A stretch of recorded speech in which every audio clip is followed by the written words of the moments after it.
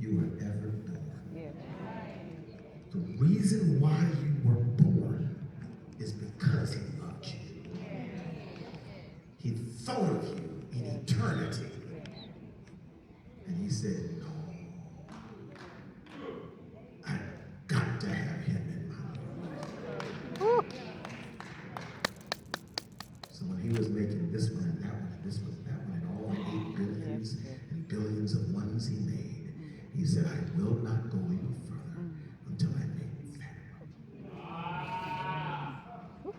That's why salvation is available to you. Election in chapter 9 speaks about that reality.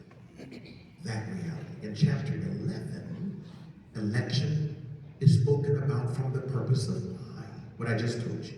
The compassion of God, the mercies of God. It says God has compassion on whom he will have compassion. You can't tell God who to love. You can't tell God who to have compassion on. You can't tell God who to have mercy on. Why he always blessing them? You can't tell God who to bless. God said, I love Jacob before Jacob ever did any good or any evil. Right? Now, chapter 10 is where we find ourselves wedged at.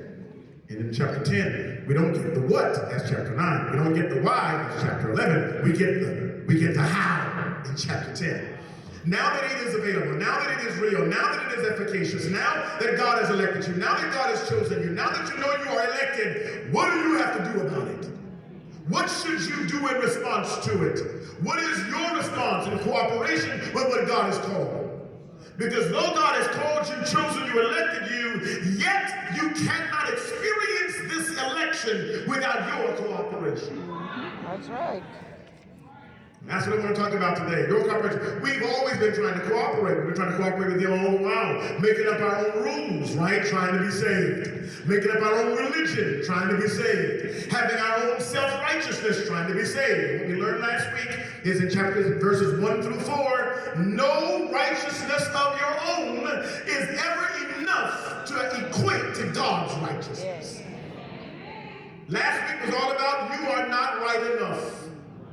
You can't do enough. You can't give enough, serve enough, preach enough, sing enough, love enough. You cannot do enough. You can't be a good enough person to be saved, to be right with God. Righteousness is not based on anything you do.